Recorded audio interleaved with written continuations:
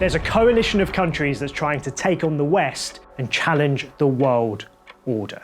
BRICS. Brazil, Russia, India, China, and South Africa. They want the world to change, and they're working together to try and make it happen. They met this year in Russia, and together, these nations are attempting to shake up the global economy and potentially threaten Western influence in ways we haven't seen before. But what are they really up to, and why is it making Western leaders so nervous? I've done a deep dive, and if you stick around, you'll find out exactly what's going on and what the BRICS are trying to do. Thanks for watching. If you're enjoying the video, please hit like and subscribe. We're a brand new channel and we're close to 1,000 subscribers.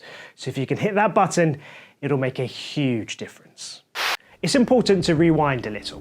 BRICS was initially formed in the late 2000s, starting with Brazil, Russia, India, and China, the BRIC countries. They were the largest emerging economies, each with huge populations and growing markets. South Africa joined in 2010, adding a strategic African presence to the group. Together, these 5 countries represent over 40% of the world's population and about a quarter of global GDP.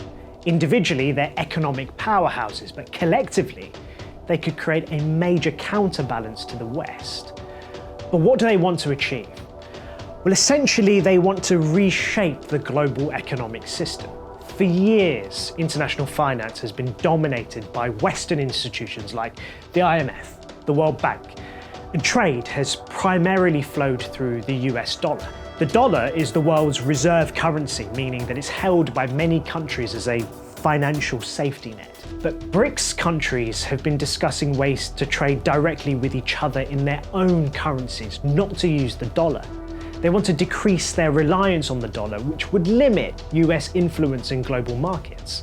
If BRICS builds a currency bloc that can challenge the dollar, it could disrupt the financial system.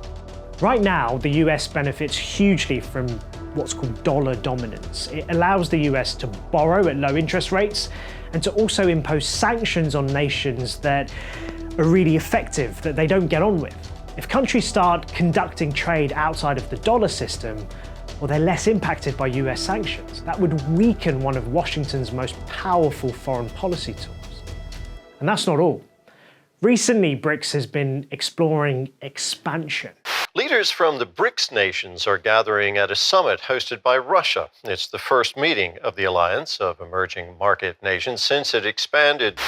They've engaged with major economies like Saudi Arabia, the UAE, Argentina, Iran, and Indonesia to see if they'd be willing to join. A BRICS Plus group that includes oil giants, massive consumer markets, and influential regional powers would be huge. For the world, what's going on in these other countries, the other 2 BRICS and those 2, it is actually more important for the world than what's going on in the Eurozone. To understand why BRICS is making these moves, we have to look at their world views. Each of these nations have felt the impact of Western dominance in different ways. China and Russia, for instance, have faced economic sanctions and have faced political friction with the US and Europe. Russia is at war with Ukraine and it's viewed as an enemy state in Europe. For India and Brazil, there's often a desire for greater independence from Western markets and influence, and they want to grow more and quicker. But the thing is, each BRICS nation has its own interests, and they don't always perfectly align. China and India, for instance, have long-standing border disputes, and they compete in areas like manufacturing and technology.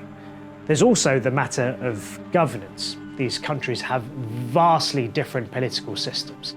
From India's democracy to China's one-party state.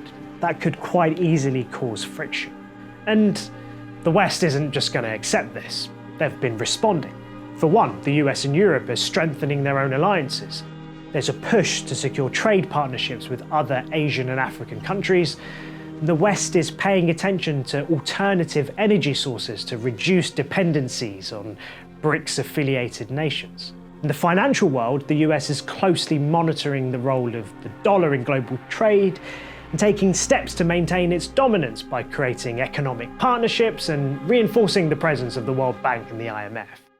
So, is BRICS really a threat to the West? In many ways, yes. By challenging the dollar, expanding membership, and forming alternative systems, BRICS is reshaping the rules of the global economy. But it remains to be seen whether they can overcome their own internal differences and truly rival the Western order.